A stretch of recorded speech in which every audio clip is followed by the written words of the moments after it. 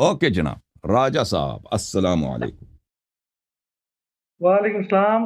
کیسے ہیں حسن بھائی؟ اللہ تعالیٰ دا احسان ہے. تسی دسو ٹھیک ہو تسی؟ خدا کی کروڑوں رحمتیں اور برکتیں ہوں آپ پہ، آپ کے خاندان پہ، آپ کے محترم والدین پہ، تاڑا اور اللہ ہمیشہ آپ کو سلام بہت شکریہ. زندگی دے. بہت مہربانی جناب, بہت مہربانی. تو ایام فاطمیہ کے بالکل ایام فاطمیہ اور 3 جمادی الثانی کے بالکل قریب قریب ہم آ چکے ہیں. جی جی تو ایک تو یہ کہ کل کا جو دن گزرا ہے 15 دسمبر جی. علامہ ناصر عباس سعید کی شہادت کا دن تھا. اچھا, تو ان کے لیے آپ نے دعا کر اللہ تعالیٰ ان کے مزید درجات بلند کرے. اللہ تعالیٰ رحمت اسی کرے, ان طرح کو ایک مغفرت کرے انشاءاللہ. عاشق بھی ایک ذاکر ہے، وہ بھی اسی طرح اسی جرم میں انہوں نے بی بی کی منقبت بیان کی تھی، بعد میں انہیں شہید کر دیا گیا تھا. ٹھیک ٹھیک. تو اچھا سوالات کی طرف میں آتا ہوں. جی جناب. یہ اکثر جو ہے اہل تشیع کا عقیدہ ہے ولایت پہ، تو ہمارے بہت سارے سنی بھائی سنی دوست پوچھتے ہیں ولایت ہے، ولایت سے کیا مراد ہے، ولی کیا ہے؟ یعنی کلمے میں ہم جس طرح کہتے ہیں علی ولی اللہ، تو ولی تو یہاں پہ بھی جس طرح مزارات ہے تو کہتے ہیں جی یہ تو ولیوں کے مزار ہے، فلاں ولی کا مزار ہے، فلاں ولی کا. تو اب اگر جو شیعہ کے جو علماء ہیں نا، تو اگر ان سے اگر سوال کیا جائے کہ جناب یہ ولایت سے آپ کیا مراد لیتے ہیں، ولایت آیا ایک درجہ ہے، کوئی منصب ہے، اس کا مفہوم کیا ہے؟ یہ تقریباً میرا نہیں خیال کہ شیعہ سنی لوگوں کو پتہ ہوگا، کیونکہ بیان ہی نہیں کیا جاتا، اتنا علم ہی نہیں ہے. تو ایک تو ولایت سے کیا مراد لینی چاہیے، اور ولی حضرت علی علیہ السلام کو جو ہم لیتے ہیں ولی سے امیر مراد یہ المومنین ہے میرے عزیز, ولی کا ایک ولی کا جو مفہوم معنی ہے شریعت میں کہ اللہ تعالیٰ نے اہل بیت علیہ السلام کو ہمارا ولی بنایا ہے, ان کا ہم پہ ولایت ہے, ولایت ہے, یعنی ان کو اختیار ہے ہم پر, ہم پہ اختیار ہے, ان کو حق طاعت ہے. اللہ تعالیٰ نے ان کو ولی بنایا ہے ہم پر, اللہ تعالیٰ نے ان کو ولایت عطا فرمایا ہے. اس کا مطلب یہ ہے کہ ہم اہل بیت علیہ السلام کو اپنا صاحب اختیار سمجھیں. رسول اللہ صلی اللہ علیہ وآلہ وسلم کی واضح حدیث ہے, سنن ابن ماجہ میں, نسائی اور ترمذی وغیرہ ان میں, ایما امرأۃ نکح بغیر اذن ولیہا فنکاحها باطل فنکاحها باطل فنکاحها باطل. 3 دفعہ دہرایا کہ کوئی بھی عورت اپنے ولی کے اجازت کے بغیر اگر وہ شادی کرے, نکاح کرے, تو اس کا نکاح باطل ہے, نکاح باطل ہے, نکاح باطل ہے. ولی کا کیا مطلب ہے؟ ولی کا مطلب یہ ہے کہ وہ اللہ تعالیٰ نے ان کو ہم پہ اس نے ولایت دی ہے, اللہ تعالیٰ نے ہم پہ اس کو اختیار دیا ہے کہ ہم ان کی اطاعت کریں, ہم ان کی نصرت کریں, ان کی باتوں کو سنیں.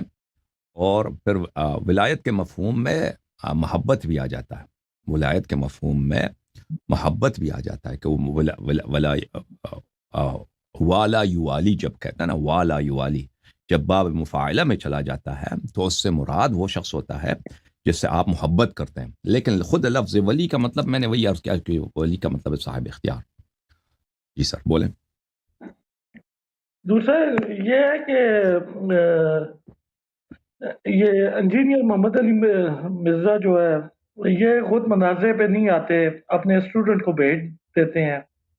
تو وہ اس سوالات میں انجینئر محمد علی مرزا کے ہوتے ہیں, اور آتے ہیں ان کے وہ اسٹوڈنٹ, وہ آتا ہے آپ کے پاس ریگولر, وہ سوال کرتا ہے. تو آپ کا ایک ویڈیو بھی ہے جس میں اس نے کہا جی انجینئر صاحب تو صرف یا علی مدد پہ آپ سے مناظرہ کریں گے, تو آپ نے کہا تھا ہم انہیں ہر طرح کی فیسلٹی دیں گے, پروٹوکول دیں گے, عزت دیں گے, تو وہ مناظرہ کرے. تو وہ خود کیوں نہیں مناظرے پہ آتے, اور پھر اگر نہیں مناظرے پہ آتے تو ان کے اسٹوڈنٹس کو کیوں آپ لے رہے ہیں, پھر ان کے سوالات کا جواب کیوں دے رہے ہیں آپ؟ دیکھیں وہ اس لیے نہیں آتا ہے, وہ وجہ آپ سب کو معلوم ہے, وہ کسی کا سامنا کیوں نہیں کرتا ہے, ٹھیک ہے نا. سب کو پتہ, وہ تو سب اس کی اصل وجہ سب کو پتہ ہے کہ وہ کیوں نہیں کرتا. اور جو بہانے عذر لاتا ہے وہ بھی بالکل یعنی سب کی توہین ہوتی ہے اس میں. اس کے شاگرد ادھر اگر آتے ہیں کال کرتے ہیں تو ہم کسی سے نہیں پوچھتے کہ آپ کس کے شاگرد ہیں, ٹھیک ہے نا, کس کے شاگرد ہیں, کس نے آپ کو بھیجا. ہاں تو ہم اس لیے ارادہ نہیں کرتے کسی کو کہ وہ بھائی انجینئر صاحب سے اس نے آپس میں مفاہمت کر کے سوالات ان لوگوں نے تیار کی, ہم سے سوال کرتے ہیں تو یہ اپنے مستری صاحب جو ہے نا اس طرح اس سے تیاری بھی کرتے ہیں، ان کی تیاری ہوتی ہے کہ ہم سے سوال کرتے ہیں کہ وہ پتہ چلے کہ لیاری کے پاس اس مسئلے پہ کیا جواب ہے تاکہ میں اس کا توڑ تلاش کروں. لیکن میں مستری صاحب والوں کو یہ بتا دیتا ہوں کہ وہ آپ لوگ جتنی مرضی آپ لوگ تیاری کر لینا کہ آپ کے پاس اللہ یاری کے باتوں کا توڑ ہو، وہ کچھ نہیں ہوگا آپ لوگوں کے پاس انشاءاللہ تعالی. جتنے مجھ سے سوال کریں نا اور میرے سوال اپنے سوالوں کے جواب لے لو، پھر اس کا رد کرنے کی تلاش کرو کہ تمہارے پاس رد کیا ہے. تم جتنی بھی تیاری کرو گے اس سے آپ کو فائدہ نہیں ہوگا.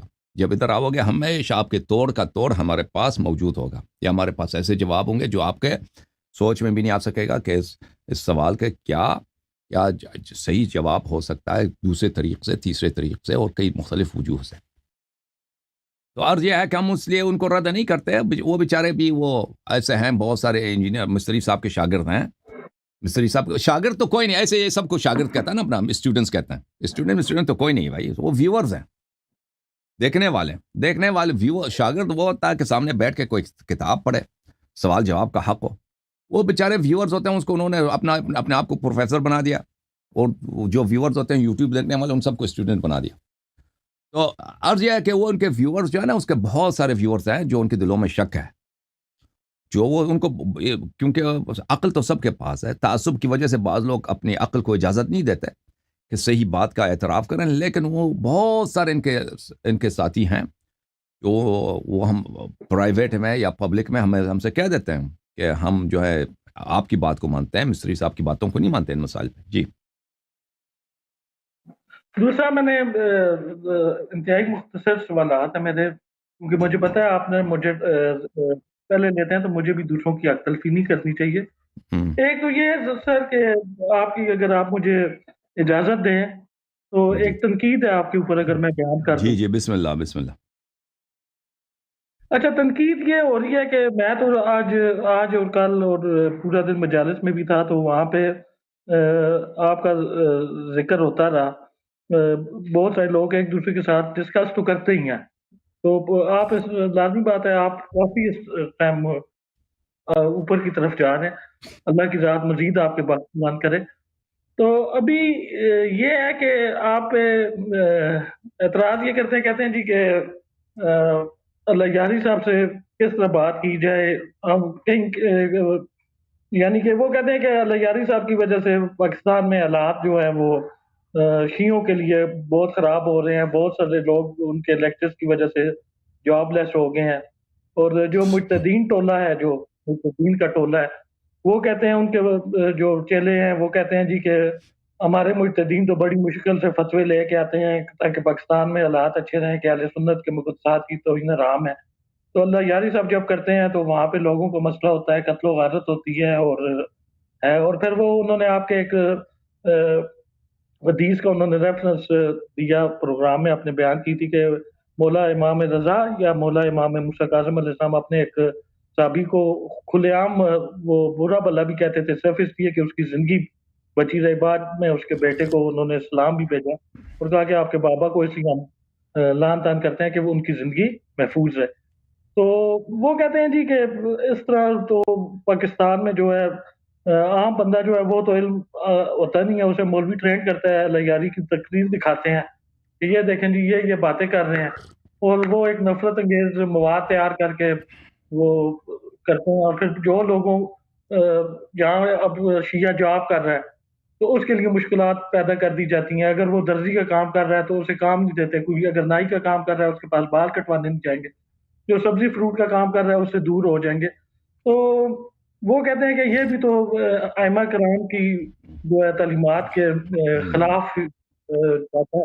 تو اس پہ آپ کا کیا موقف ہے، آپ کیا کہتے ہیں؟ تو آپ کی خدمت میں عرض کروں کہ دیکھیں میں تو ابھی پاکستان اردو میں 2 سال سے پروگرام کر رہا ہوں، ہفتے میں 1 دن، ٹھیک ہے نا، ہفتے میں 1 دن یا 2 دن کے بھی ہوتا ہے.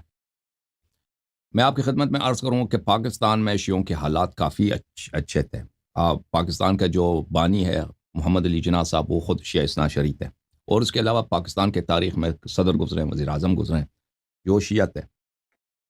اور یہ چلتا گیا 80 کے دہائی میں جب ضیاء صاحب یہاں پہ بنے ہیں تو اس کے حکومت کے آغاز میں بھی شیعوں پہ کوئی اتنی سختی پابندی اور تکفیر نہیں تھی شیعوں کی.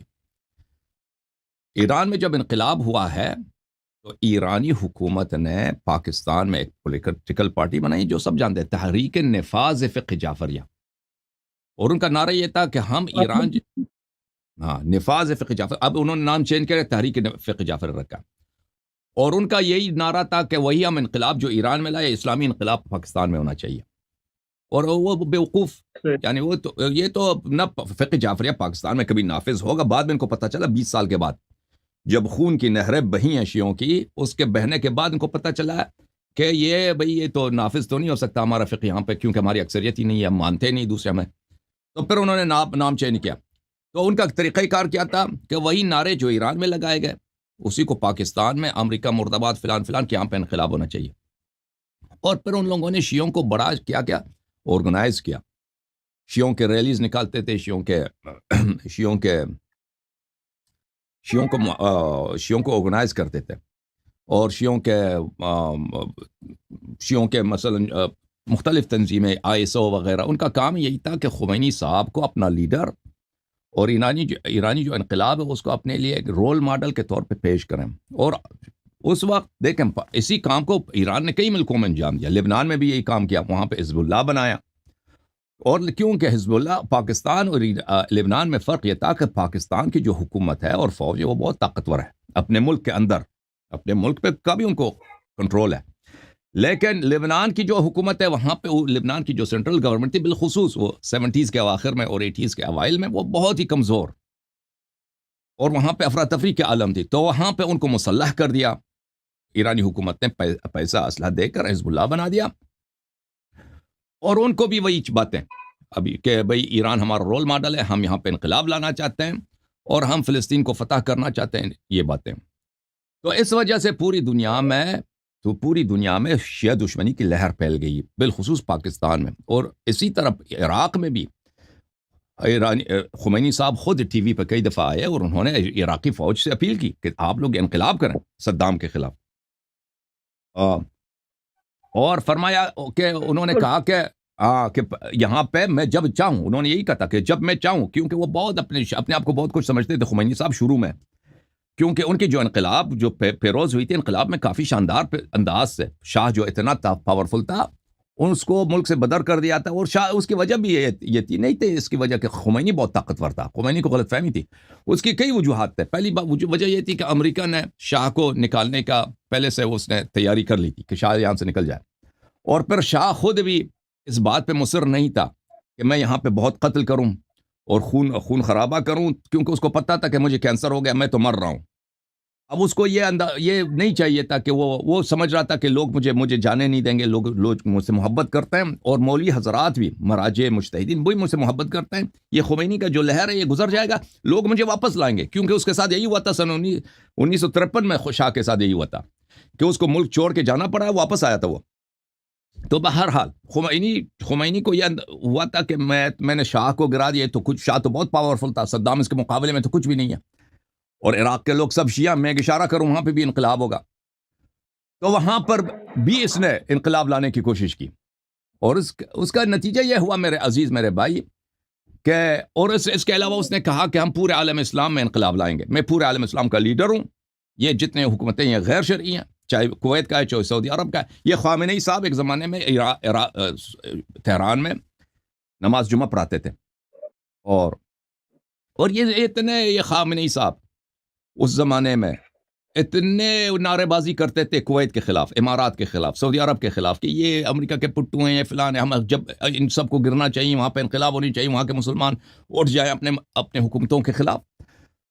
تو اس کا نتیجہ یہ ہوا کہ ہر جگہ پہ شیعوں کے، اور یہ عملی طور پہ ایران یہ کر بھی رہا تھا کہ مختلف پولیٹیکل پارٹیز بناتا، اگر کہیں اس کو موقع ملتا تو ملٹری پیراملٹری فورسز بناتا، وہاں کے مقامی لوگوں سے پیسے دے کے اسلحہ دے کے، تاکہ وہاں پہ اپنی انقلاب بڑھایا جائے.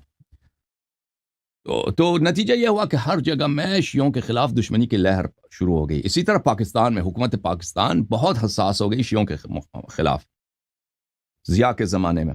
یہ شیعہ جو ہیں، ایران جو ہے جس طرح حزب اللہ ایران نے بنایا، اسی طرح پاکستان میں حزب اللہ بنے گا. گرچہ اس کا نام تحریک نفاذ فقہ جعفریہ ہے، لیکن وہی حسن نصر اللہ کی کاپی کون ہے؟ عارف الحسینی صاحب ہے.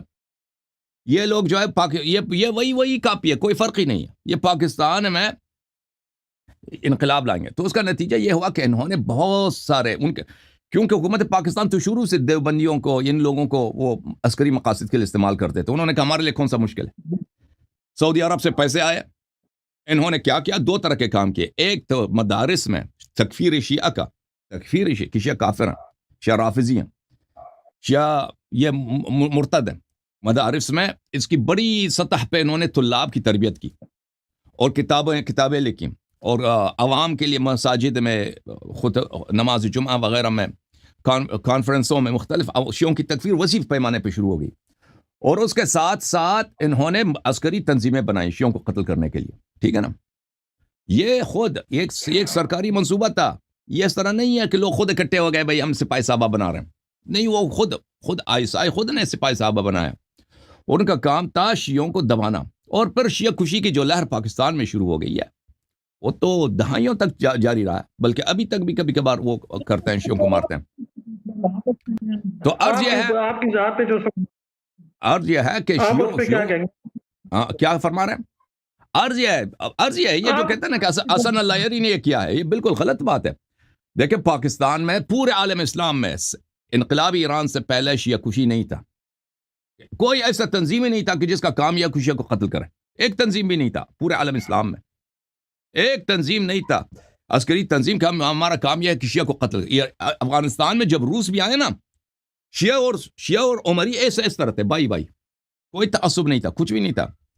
یہ تعصب باہر سے آئے, شیعہ کی تکفیر. اب بھی جو افغانستان کے اپنے علماء, جماعت عمرے کے علماء ہیں, وہ شیعوں کو, یہ مثلا جو پرانے طالبان ہیں, وہ شیعہ کو اس طرح کافر نہیں سمجھتے. وہ شیعوں کو مسلمان سمجھتے ہیں, ان کو قتل کرنا وغیرہ جائز نہیں سمجھتے, جو ان کے بڑے مفتی مولوی وغیرہ پرانے تھے. لیکن جن کا تعلق آئیسائی سے ہے, جن کا تعلق سعودی عرب سے ہے, نہیں, وہ ان کا کام ہی تکفیر کرنا. ان کو کام ہی یہی ہے کہ یہ کافر ہے, یہ مرتد ہے. یہ تو بہرحال یہ ایک سیاسی ضرورت بن گئی کئی ملکوں کی کہ شیعوں کی تکفیر کیا جائے اور شیعوں کو قتل کیا جائے. تو عرض یہ ہے کہ ہمارے یہ جو کہتے ہیں کہ اللہ یری کی وجہ سے یہ ہوتا ہے, یہ بالکل بکواس ہے. یہ بالکل بکواس ہے. آپ کے ملک پاکستان میں شیعوں کی جو تکفیر ہوئی ہے, وہ اللہ یاری, اس وقت وہ نہ اس کا کوئی چینل تھا, نہ ٹی وی, کچھ بھی نہیں تھا. یہ تنظیمیں بنی ہیں جن کا کام ہے شیعہ کو قتل کرنا. یہ مدارس پہ انویسٹ ہوا ہے, جہاں کے کورسز, جہاں کا کریکولم یہی ہے کہ طلاب کو یہی پڑھایا جاتا ہے کہ شیعہ کیوں کافر ہے. اور اللہ آپ کا بھلا کرے. اور یہ سرکاری سطح پہ ہوئی. اور یہ کس لیے ہوئی ہے. یہ دیکھیں بھٹو صاحب کے زمانے میں یہ نہیں تھا, ایوب صاحب کے زمانے میں یہ نہیں تھا, 40s میں یہ نہیں تھا, اور دنیا میں کہیں یہ نہیں تھا. یہ اس کے بعد یہ شروع ہوا ہے. یہ کس لیے شروع ہوا ہے؟ 80s میں انقلابی ایران کے جواب میں, کہ انقلابی ایران ایک بہت ہی ایسا انقلاب ہے جو پبلک نے اس کو سپورٹ کیا. ٹھیک ہے نا, پاپولر ایک انقلاب ہے. اور یہ جو ہے دوسرے ملکوں میں بھی اس طرح کا انقلاب آ سکتا ہے. یہ جو دوسرے مسلمان ملک ہے نا, آ سکتا ہے اس کو, تاکہ لوگ اس رول ماڈل کی طرف نہ دیکھیں. اور خمینی صاحب جو یہ کہتے تھے کہ میں پورا عالم اسلام کا میں لیڈر ہوں, جیسے قذافی کہتا تھا نا میں عالم اسلام کا میں امام ہوں, وہ کہتا تھا کہ میں ولی فقی ہوں, میں امام ہوں پورا عالم اسلام کا. تو لوگ خمینی صاحب کی باتوں کو نہ مانیں, شیعوں کو تکفیر کرو. تاکہ اگر یہ رافضی ہے تو پھر کافر کا ہم نے بات ہی کیوں ماننا ہے نا. تو پھر یہ کافی کامیاب ہو گیا. یہ جو سعودی عرب کا تھا, CIA کا, سعودی عرب کا ISI کا یہ پلان تھا کہ اس طرح شیعوں کی تکفیر سے ایرانی سپورٹ کی لہر اور ایرانی انقلاب کی پاپولرٹی کی لہر کو پاکستان میں اور دوسرے ملکوں میں روکا جائے. یہ بہت کامیاب ہو گیا. اور اس کے بعد ابھی تک جو ہے نا حکومت ایران اور خامنئی اور خمینی صاحب کی جو پاپولرٹی جماعت عمریہ میں نہیں ہے, بالکل نہیں ہے. یہاں تک کہ حماس کو کتنا پیسہ دیتے ہیں. ابھی جب داعش کے ساتھ لڑائی ہوئی ہے نا شام میں, ابھی 5 سال پہلے 8 سال پہلے 2010 کے دہائی کے بعد داعش کے ساتھ بالکل حماس ہٹ گیا, پیچھے ہٹ گیا, کہتا ہم ایران کے ساتھ نہیں. داعش کے ساتھ اس نے بالکل ہتھیار نہیں اٹھایا اور ایران کو چھوڑ دیا, بلکہ ایران اور حماس کے تعلقات بڑے خراب ہو گئے تھے. تو عرض یہ ہے میرے عزیز میرے بھائی کہ اصل شیعوں کا جو قتل ہوتا ہے, شیعوں کی جو تکفیر ہوئی ہے پاکستان میں پچھلے 40 سال میں, اس کی اصل وجہ کیا ہے؟ ہمارے خود مجتہدین ہیں. انقلابی ایران ہے, حکومتی ایران, انقلابی ایران اس حوزہ جہلیہ کا ایک ثمرہ خبیثہ ہے, ایک خبیث پھل ہے, ایک تلخ پھل ہے اس حوزے کا. مکتب اجتہاد کا ایک پل ہے کہ اہل بیت علیہ السلام کے تعلیمات کے خلاف ان لوگوں نے حکومت بنائی ہے، نہ اہل بیت علیہ السلام کی تعلیمات کی وجہ سے ان کے خلاف، کہ اہل بیت علیہ السلام نے فرمایا کہ ہمارے حجت، ہمارے فرزند، ہمارے قائم علیہ السلام کے ظہور سے پہلے تم قیام نہیں کر سکتے. ان لوگوں نے قیام کیا، ان لوگوں نے انقلاب کیا، یہ سب اس کے حکومت بنا ہے. بہرحال تو اس کا نتیجہ کیا ہوا ہے؟ اس کا نتیجہ یہ ہوا ہے کہ پورے عالم اسلام میں 40 سال سے شیعہ کشی کا لہر. پھر میرے محترم، میں جو یہاں آیا ہوں میں تو دلائل کے ساتھ بیان کرتا ہوں نا. اب جو ہے سامنے والے دیکھیں، اگر آپ کہنا چاہتے ہیں نا کہ سامنے والے کو یہ باتیں پتہ نہیں ہیں کہ شیعوں کا عقیدہ یہ ہے، یعنی اگر میں کہتا ہوں کہ ہمارا عقیدہ ابو بکر، عمر، عائشہ کے متعلق یہ ہے، آپ کیا سمجھتے ہیں کہ جماعت مخالفین کو نہیں معلوم، سپاہی صحابہ والوں کو نہیں معلوم کہ شیعہ کیا کہتے ہیں عائشہ کے متعلق؟ وہ ان کو نہیں معلوم. مولوی جلال کیا نا، اشرف جلالی صاحب کو، اس کو نہیں معلوم.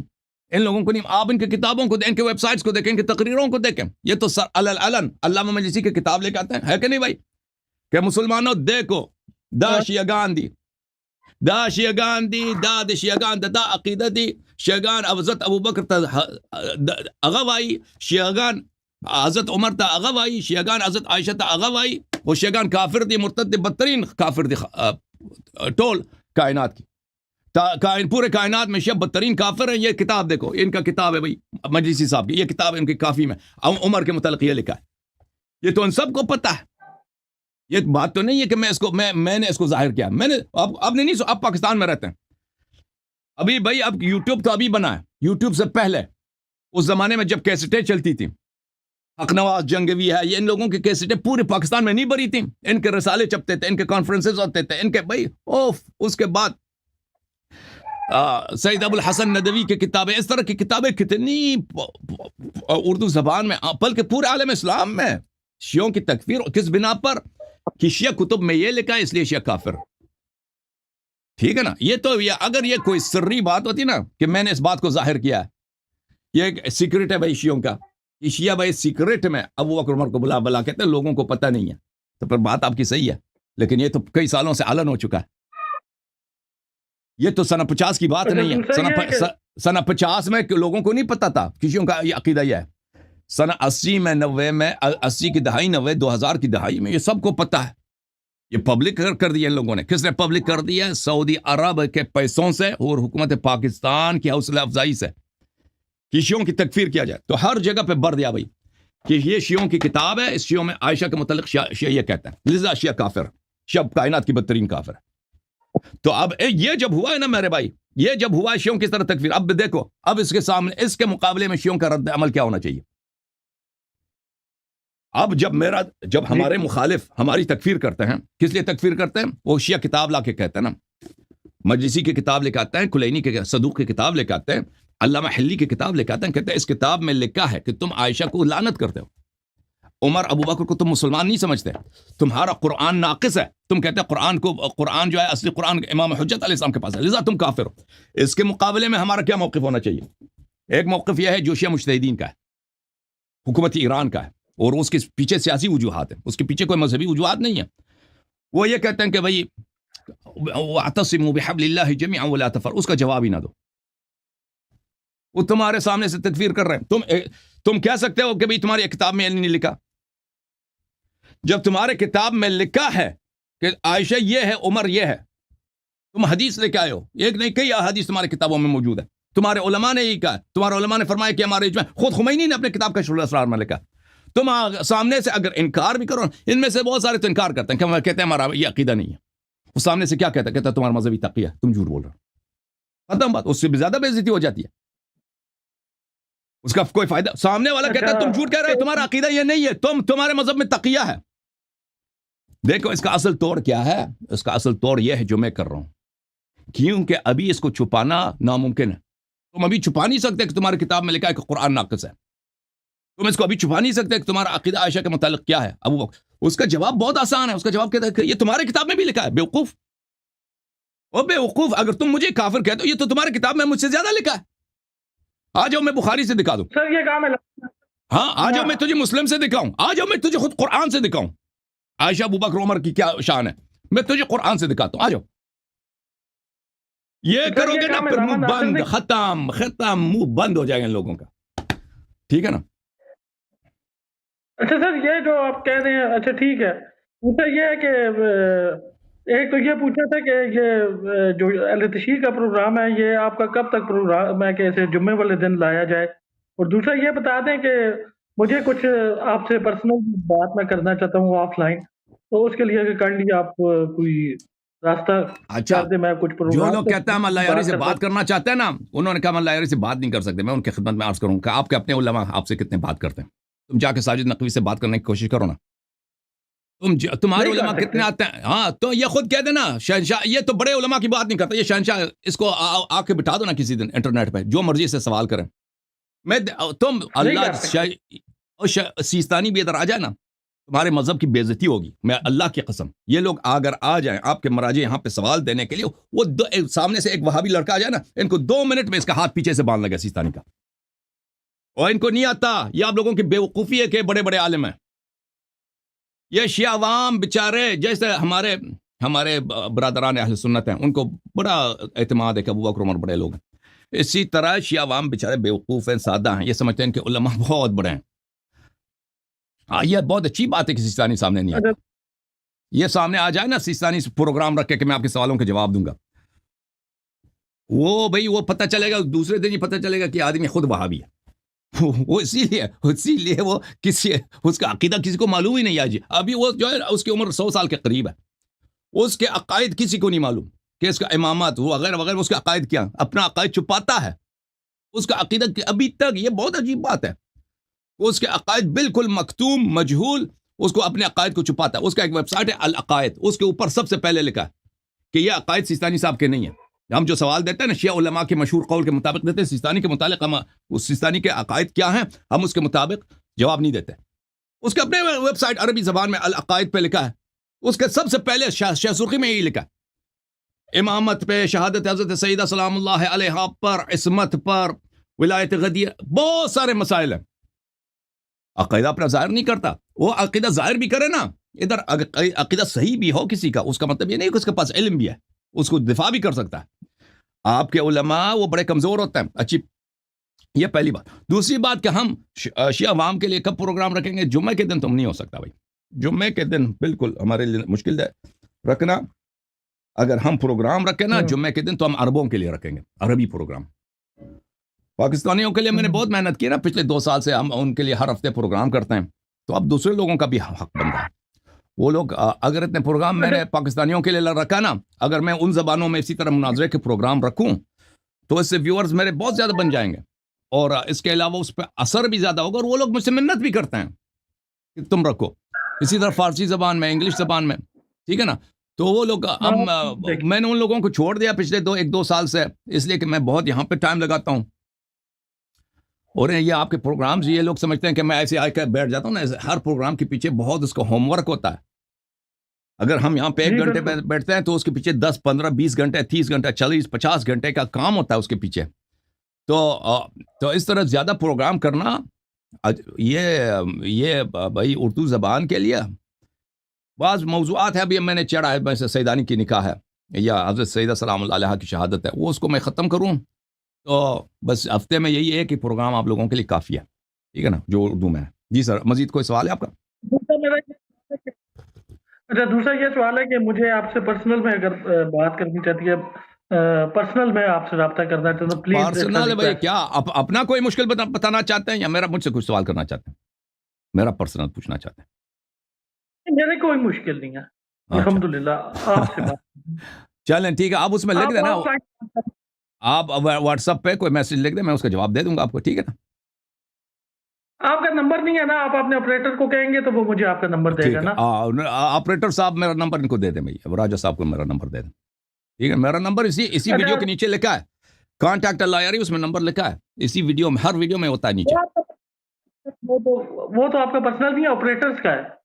نہیں، اس کے نیچے میرا بھی ہے، ڈائریکٹ کانٹیکٹ اللہ یاری ادھر لکھا ہے، اس میں آپ اس میں لکھ سکتے ہیں مجھے، ٹھیک ہے نا. ای میل بھی ہے، سب کچھ ہے. اچھا، اور دوسرا یہ ہے کہ کیونکہ ایام فاطمیہ ہے تو میں مسائل کے حوالے سے ایک سوال کرنا چاہتا ہوں. یہ بتائیں کہ یہ عراق میں میں نے جیسے آپ کو بتایا بھی تھا 2 دفعہ میں زیارت پہ گیا ہوں. جی سر امام حسین علیہ السلام کی قبر کو یہ چھپا کے کیوں انہوں نے رکھا ہوا ہے؟ قبر نہیں کیا چھپا وجہ ہے؟ قبر اور ادھر ہی پھر ہے. اگر سر نیچے تہ خانے میں ہے سر، کیا ہے؟ ہاں قبر وہ زیادہ وہ تو نیچے نہیں ہے، کچھ نیچے ہے، کچھ نیچے ادھر اگر وہ رکھے نا تو کیونکہ مجھے یہ لگتا ہے کہ جب قبر بنی ہے نا تو اس زمانے میں یہ گڈھا وغیرہ تھا وہاں پہ اوپر نیچے تھا نا.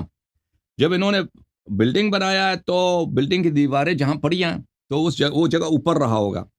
تو وہ قبر شریف جو ہے نیچے ہے تو وہ زمین کو ہموار کرنے کے لیے نا، زمین کے ہموار کرنے کے لیے وہ زیادہ نیچے نہیں ہے. قبر شریف بہت کم نیچے ہے، وہ خانہ اتنا نہیں ہے کہ پورا ایک منزل ہو. ہاں تو اس طرح وہ کچھ نیچے پڑ گیا ہے. تو اس زمانے میں وہ یہ کر سکتے تھے، مثلا ان کے لیے یہ کر سکتے تھے کہ بھائی باقیہ جو زمین ہے اس کو نیچے کریں تاکہ قبر کے ہم سطح ہو جائے. تو اس سے ہو سکتا تھا کہ وہاں پہ دوسرے قبریں تھیں تو وہ خراب ہو جاتی نا، کیونکہ کربلا تو صحرا تھا.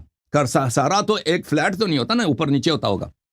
تو امام حسین علیہ الصلوۃ والسلام کا جو قبر شریف ہے وہ شاید نیچے رہا ہوگا. اس لیے مجھے لگتا ہے کہ یہ اس طرح اس کی وجہ یہ ہو سکتا ہے، مجھے جو لگ رہا ہے کہ جب انہوں نے بلڈنگ بنایا تو اس وقت بلڈنگ کا جو فرش ہے نا، بلڈنگ کے اندر، اب آپ نے وہاں پہ پہلے تو بلڈنگ نہیں تھا، بلڈنگ کے اندر جو وہ بنائیں گے اس کو تو ہموار رکھنا ہوگا، وہ تو اوپر نیچے تو نہیں ہو سکتا. اس لیے یہ حضرت عباس علیہ السلام کی جو مولا عباس علیہ السلام کے قبر کا جو پانی طواف کر رہا ہے، اس میں بہت ساری روایتیں ہیں، بہت سارے لوگوں میں شکوک و شبہات ہے. ہر بندہ اپنی ایک سٹوری سناتا ہے. آپ کی کیا تحقیق ہے؟ وہ تو کہتے ہیں کچھ لوگ کہتے ہیں یہ رات کا پانی نہیں. دیکھیں وہ کربلا ہے، کربلا میں آپ جب وہ بیسمنٹ بناتے ہیں نا تو اس میں پانی نکل جاتا ہے.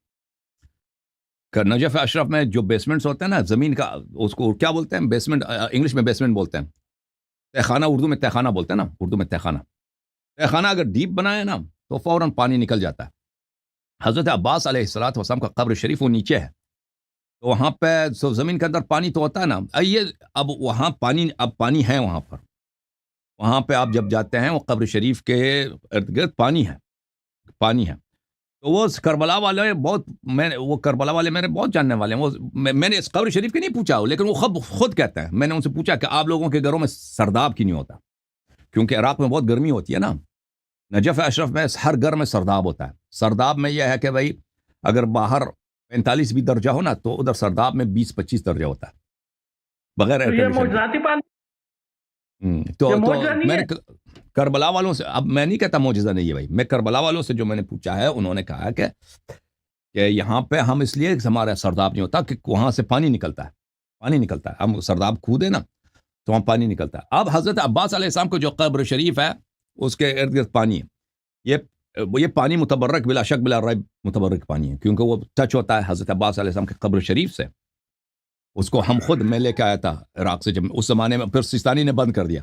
وہ پرانے زمانے میں اس پانی کو وہاں سے لینے دیتے تھے. ہاں پانی میں پورا گیلن لے کے آیا تھا. اب وہ بند کر دیا سیستانی کے حکم سے کہ اب وہ پانی لینا ہی بند کر دیا. اچھا نہیں، آپ نے دیکھی قبر شریف؟ نہیں میں نیچے نہیں گیا، میں سرداب نہیں، وہ ہر ایک کو نہیں جانے. ہاں میں نے نہیں گیا. وہ پانی کڑا ہے، پانی گھوم نہیں رہا، پانی کڑا ہے وہاں پہ. اس کے کلپ وغیرہ آپ دیکھ سکتے ہیں. وہ پانی بھی بلا شک بلا ریب متبرک ہے. اب وہاں پہ کوئی حدیث روایت میں نے نہیں دیکھا ہے کہ اس حدیث روایت میں یہ ہو کہ یہ حضرت عباس علیہ الصلوۃ والسلام کا کوئی کہ ان سے دریائے فرات شرمندہ ہے اس لیے پانی یہاں پہ آ رہا ہے. وہ جو ذاکرین کہہ رہے ہیں وہ تو میں نے نہیں دیکھا. وہ ان کے اپنے جو ہے استنباطات ہیں ذاکرین کے. لیکن بلا شک بلا ریب وہ قبر شریف متبرک ہے، اس کا گرد متبرک ہے، اس کا خاک متبرک ہے، اس کے ہر چیز وہاں پہ متبرک ہے. وہ اس میں شک ہی نہیں ہے، جنت کا ٹکڑا ہے. پانی اس کا متبرک. تھینک یو سر، اللہ آپ کو خیر. اوکے سلامت ہو، زندہ رہو. تھینک یو راجہ صاحب، اللہ آپ کو سلامتی دے.